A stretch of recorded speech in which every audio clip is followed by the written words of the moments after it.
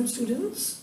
Today we'll be talking about first topic of political science, that is power sharing. Once we say power sharing, it means we have a system of government in our nation which shares power. Why? So as to avoid conflict, so as their citizens they may reside together, they may solve their queries if they are there as a part of democracy, may be direct or indirect. We need to share power because the group of people who is being governed by the government, they are the participants and they need to participate in the government also through power sharing. Means there are certain rights being provided to them that will enhance their dignity. So power sharing, this chapter we have gone through in form of two case studies. One is Belgium, one is Sri Lanka.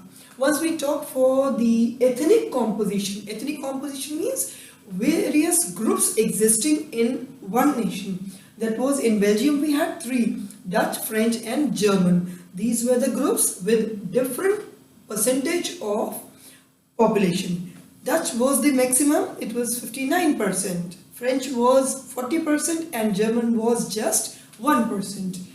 More of the population that was of Dutch, they demanded their extreme rights in the nation, but it was denied. The denial was on the basis of letting the people, the French, the German also exist in their country. This was solved in a form of that there were queries, there were conflicts. So this accommodation in Belgium was settled in the years from 1970 to 1993. 4 times the government amended its policies. What happened then? Government was at the center, government was at the state. They had different community government. So as to avoid any sort of conflict, they had one more type of government, that was the capital. So in the center, there were equal number of people from both the groups, Dutch and French. But at the state level, they had different government which was not actually the subordinate of the central government. They had government at the capital Brussels also, because Brussels they had 80% French and 20% Dutch. So the conflict was taken in a way that if more percentage of people is there in the whole nation, that of Dutch, if they asked for the nation to be theirs, then the capital was to go to the share of the lesser percentage that was of French. So the conflict was solved and they all wished to accommodate togetherly. This way Belgium's government, it worked in a way it could adjust, it could satisfy its different social groups existing in the country. Jabki दूसरी तरफ Sri Lanka, a country which favored the policy of majoritarianism.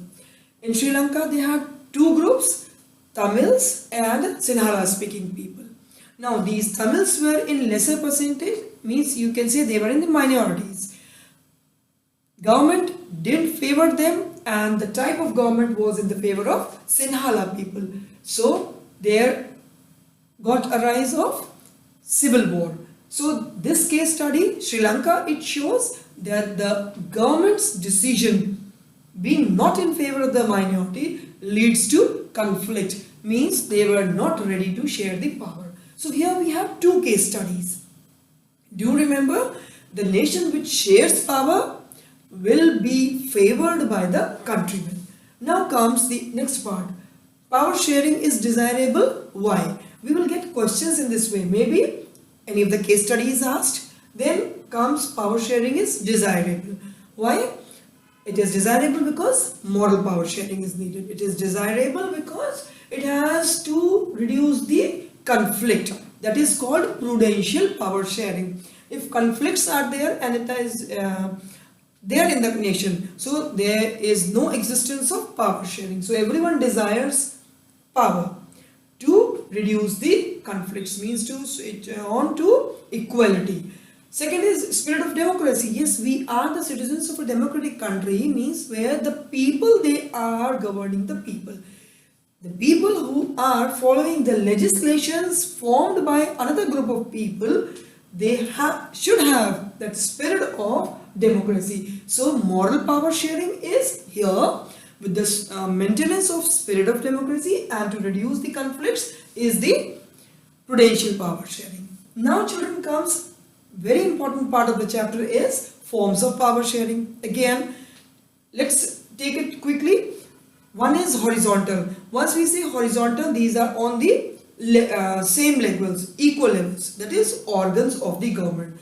Name the three organs: legislative, executive and judiciary. So legislative, it forms the laws, executive, it implements the laws, and judiciary, it settles the disputes. We have studied as a part of government. So here all the three governments are similar level, means they are sharing power. So one is working, the other one is checking. It is also termed as government of checks and balance. Because it is sharing power with the three organs, so it is called power sharing at the organs level of the government. It is also termed horizontal because all the three are at the same level. Vertical means the power of center when being shared with the state is termed as vertical power sharing, means from top to down the power is being shared. State may be and may not be. It shares the power with the local level. You say center gives power to the state, then it becomes two-tier government. And if the state gives power to the local bodies, then it becomes three-tier government. So that is vertical power sharing, or it is called federal power sharing. Social groups, they also share power, that is various groups existing. Maybe they are minorities in the nature.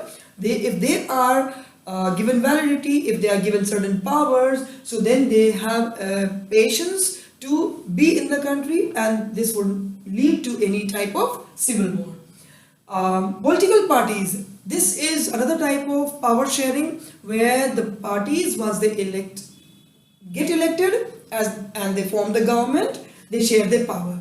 The parties who do not win, they form the opposition. So political parties, they are, if they are winning the election, means they are the priority of the people, of the citizen. So that if political parties, they are sharing the power, one way it is proving that yes, power sharing is desirable. Once the people, they have asked for one political party, they have voted from their side.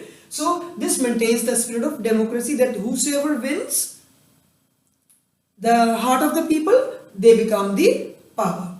So that is the fourth form of power sharing. Now we have talked about various terms in this chapter. Children, majoritarianism, if it comes in form of a question, to here we will address about Sri Lanka. Sri Lanka is that case study which shows that, which teaches us that power sharing is essential. If it has not been shared, it will lead to civil war, maybe the another term.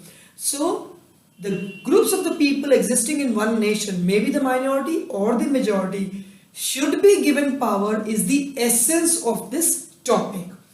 Community government, various communities, once they have been given validity to stay in that nation, they should be given the capability to be participant in the decision making also. So this is called community government, which was, again I would let you know that it was given in Belgium to Dutch, French and German, that they had their own community governments spread over the nation.